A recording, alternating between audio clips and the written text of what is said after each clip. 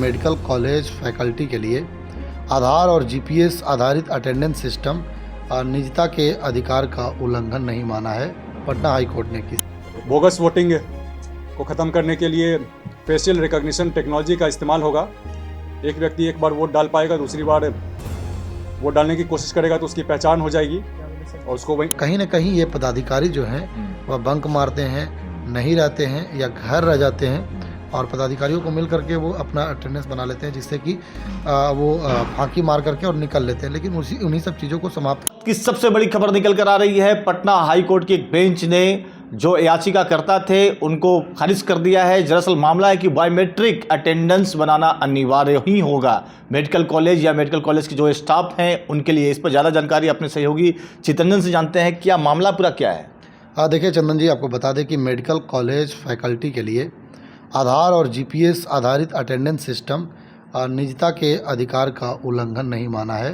Patna high court ने, किसी ने याचिका दायर किया था पटना हाई कोर्ट में कि मेडिकल कॉलेज फैकल्टी के लिए आधार और जीपीएस आधारित अटेंडेंस सिस्टम एक निजता का अधिकार का हनन है। ये हम जानना चाहते हैं कि अगर कोई भी संस्थान में कोई फैकल्टी हो या कोई सदस्य हो, अगर हर जगह ये पूरे देश में लागू हो चुका है लगभग बायोमेट्रिक सिस्टम, तो इससे बचना क्यों चाह रहे हैं लोग?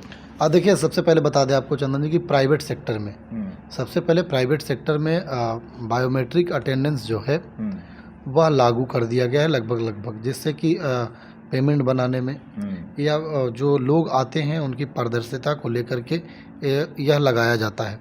क्योंकि कागज़ में ऐसा होता है कि अगर आप अटेंडेंस बनाते हैं रजिस्टर में तो उसमें आप छेड़छाड़ कर सकते हैं, टाइमिंग को लेकर के छेड़छाड़ कर सकते हैं कि हम आए इतना बजे, लगभग लिख दिए इतना बजे।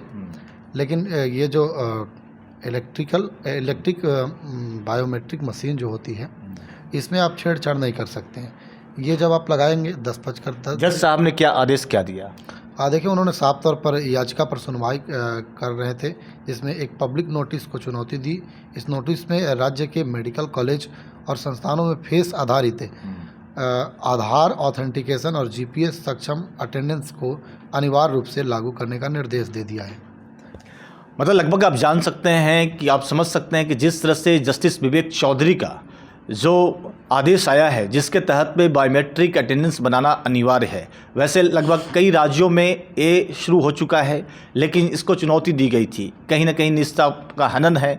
लेकिन विवेक चौधरी जो जस्टिस हैं माननीय, उनका साफ कहना है कि नहीं, ज़रूरी होना चाहिए और निश्चित तौर पर इसे खारिज तक कर दिया गया है। देखिए चंदन जी, एक और चीज़ है, फेस आधारित आधार ऑथेंटिकेशन और जीपीएस सक्षम अटेंडेंस, ये क्या है, ये दर्शकों को जान लेना चाहिए।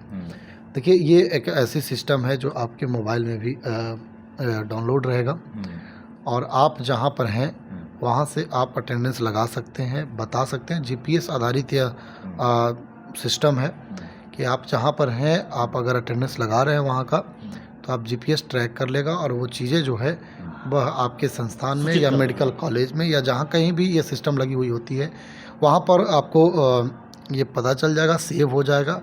आप आकर के उससे जांच भी करा सकते हैं, कंपनी हो या मेडिकल कॉलेज हो या जो कुछ भी हो, वो चीज़ों को पारदर्शी तरीके से जांच कर सकते हैं। जी चितरंजन जी, मैं बता दूं कि कल पंचायती राज मंत्री जो हैं उनका मैं इंटरव्यू कर रहा था, तो उन्होंने भी यह कहा कि अब तो हम पंचायती राज व्यवस्था में जो भी कार्यालय हैं, इवन पंचायत भवन, सरकार भवन, वहाँ भी हम लोग अब बायोमेट्रिक और जीपीएस लगाने वाले हैं। बिल्कुल होना ही चाहिए। देखिए, सरकारी कर्मी तो और फांकी मारते हैं इस मामले में कि वहाँ मीटिंग में थे। आप अगर काम कराने को लेकर के जाते हैं कार्यालय में, जैसा कि आप बता रहे हैं कि मंत्री जी की, तो पंचायती राज विभाग के वो मंत्री हैं और वो पंचायत सरकार भवन जहाँ पर बना हुआ है वो उसे मिनी ब्लॉक कहा जाता है। मंत्री जी मिनी सचिवालय बताते हैं उसको। तो वहाँ पर आरटीपीएस काउंटर का संचालन शुरू कर दी गई है।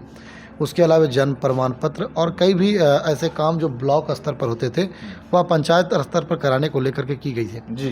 तो कहीं ना कहीं ये पदाधिकारी जो हैं वह बंक मारते हैं, नहीं रहते हैं या घर रह जाते हैं और पदाधिकारियों को मिल करके वो अपना अटेंडेंस बना लेते हैं, जिससे कि वो फांकी मार करके और निकल लेते हैं। लेकिन उन्हीं सब चीज़ों को समाप्त करने को लेकर के, बंदिश लगाने को लेकर के लिए इस तरह का मामला आया है। जिस तरह से हाईकोर्ट ने, पटना हाईकोर्ट ने यह निर्णय लिया है वह काफ़ी काबिल तारीफ है, क्योंकि जीपीएस सक्षम और अटेंडेंस अनिवार्य रूप से जो लागू किया है वह अच्छी बात है। बहुत बहुत शुक्रिया चितरंजन, आपने हमारे साथ जानकारी को साझा किया। मैं बता दूं कि अब यह जरूरी हो गया है, स्वास्थ्य विभाग से लेकर पंचायती राज व्यवस्था तक बायोमेट्रिक होने वाली है, इसमें कोई दो मत नहीं है, इफ बट कुछ नहीं है। अब है कि अब आपकी क्या राय है इस खास से जो सरकारी व्यवस्था अगर मजबूत हो रहा है तो इसमें आप जनता की क्या प्रतिक्रिया है ज़रूर देंगे। बोगस वोटिंग को ख़त्म करने के लिए फेशियल रिकॉग्निशन टेक्नोलॉजी का इस्तेमाल होगा। एक व्यक्ति एक बार वोट डाल पाएगा, दूसरी बार वोट डालने की कोशिश करेगा तो उसकी पहचान हो जाएगी। क्या बोले सर? और उसको वही फेशियल रिकॉग्निशन टेक्नोलॉजी, कैमरा रहेगा, चेहरा से पहचान कर लेगा, तो बोगस वोटिंग पे से रोक लगेगी। बोगस वोटिंग पे रोक लगने से चुनाव के समय होने वाली हिंसा पे भी रोक लगेगी।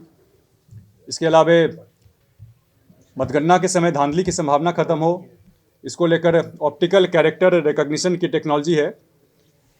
ईवीएम से मैनुअल तरीके से वोटों की गिनती होगी, साथ ही साथ वहाँ भी कैमरा का इस्तेमाल होगा, उसके माध्यम से भी वोटों की गिनती होगी साथ साथ।